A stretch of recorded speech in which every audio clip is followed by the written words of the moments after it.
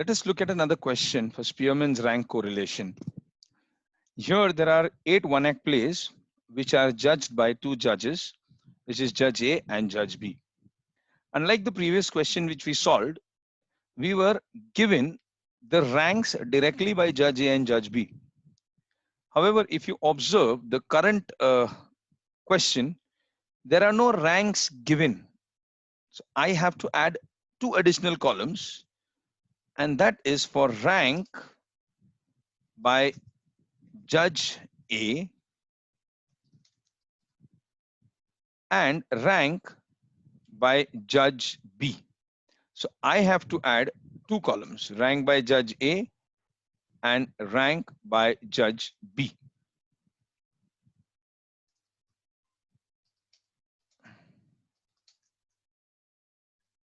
These are the 2 columns we need to add, because under Spearman's rank correlation, we have to assign a rank for each of the datas which are given to us. The previous question, the rank was already allotted to us. Here we have to assign a rank. How do we assign a rank? Is either from the lowest to the highest or highest to the lowest. You can arrange the ranks anyway. So if let's consider here, since the judging competition is going on, we will assign the ranks from the highest score as 1 and the lowest score as, there are 8 act plays, so 8. Let us see the highest score in the data set judges by marks by Judge. I will hide the other data set so it becomes comfortable for you all. Marks by Judge A. So if you see, the highest score is 81, so I will rank it as 1. The second highest score is 72, so second rank. The third highest score, if you observe, is 60, so third rank. The fourth highest score is 56, so I'll give it rank 4. Fifth highest score is 42, so I'll give it rank 5. The sixth highest score 33, so I'll give it rank 6. Seventh highest score is 29, and the last or the lowest score is 11, so I'll give it rank 8. So what did I just do is, based on their performance, let's assume this is a subject in which you're scoring marks.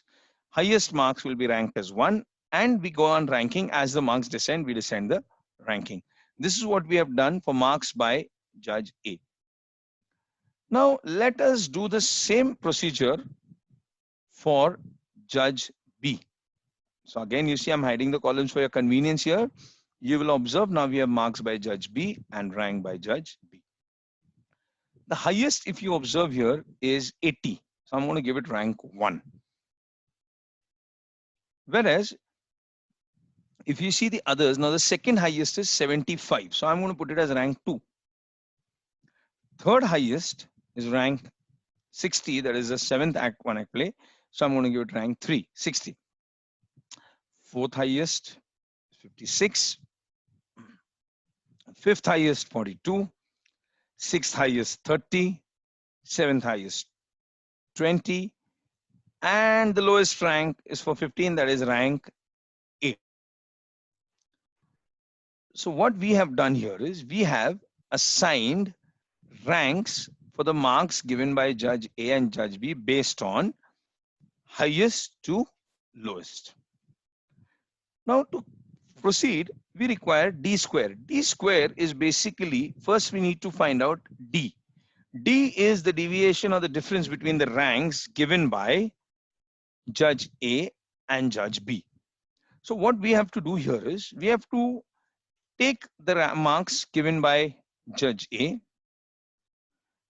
and from those marks subtract the marks given by Judge B. We can put the ranks given by Judge A as X and Judge B as Y for our convenience to understand it better. So what is D equal to? X minus Y. So I'll be doing it as 1 minus 2. I get minus 1, which is absolutely perfect because negatives in this chapter is, or this particular formula will not affect our calculations. The second is 2 minus 4, which is minus 2. The third is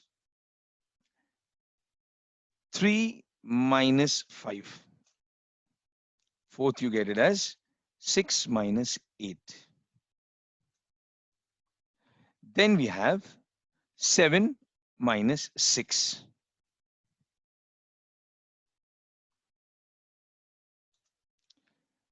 After that, we have 8 minus 7, followed by 4 minus 3, followed by 5 minus 1. So these are the ranks we have acquired here. Now the next column we require is D square. So basically you have to multiply the column which I'm highlighting just now by itself. So 1 multiplied by 1, 2 so you'll say this is minus 1. When it is a square, minus into minus becomes plus. So all we have to do is 1 into 1. Though it is a minus, minus into minus by default becomes 1. So equal to 2 into 2. And you do the similar thing for each. So you multiply 2 into 2.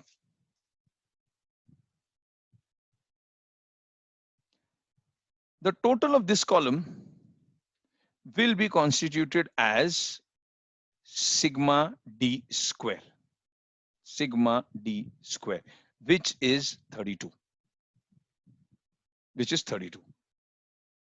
Now for n for us stands for the number of observations, or how many one-act plays we have here is 8. So n in this particular case is going to be 8, the number of observations, and d square is 32. Let us now solve the sum by putting it into the equation. So let us rewrite the equation. Our equation is R is equal to 1 minus 6 sigma d square upon n into n square minus 1. From our calculations, we see that 1 minus 6 into, we have sigma d square as 32 and n as 8. 32 divided by 8 into 8 square minus 1. So we have 1 minus 6 into 32. Our answer comes to 192 divided by 8 into 8 square is 64 minus 1, which is equal to 1 minus 192 divided by 8 into 63. So no symbol between 8 and 63. So we know it means multiply. So R is equal to 1 minus 192 divided by 8 into 63. So 8 into 63, we get 504.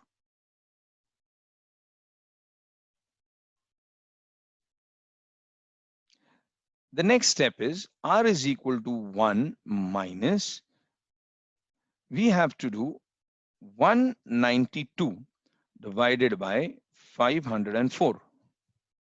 So answer comes to 0.38095.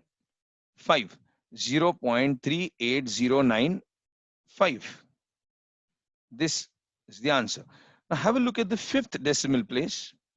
The fifth decimal place is 5. So anything more than 5, 3809. When the fifth decimal place is 5, the fourth point or the fourth place after the decimal will increase by 1. So your answer will be now minus 0.38. It was 095. So when the fifth number is 5 or more, 9 we do plus 1. So the answer will be 0.3810. 0.3810.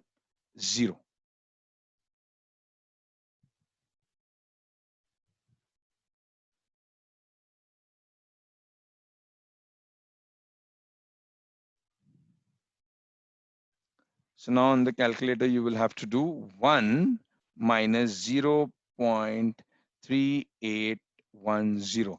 Answer comes to 0.619 or 6190. So R is equal to 0.619.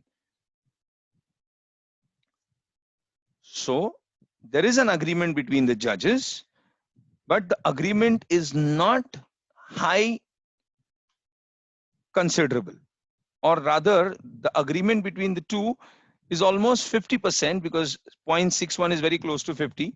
So they do agree, but not at a very high probable rate.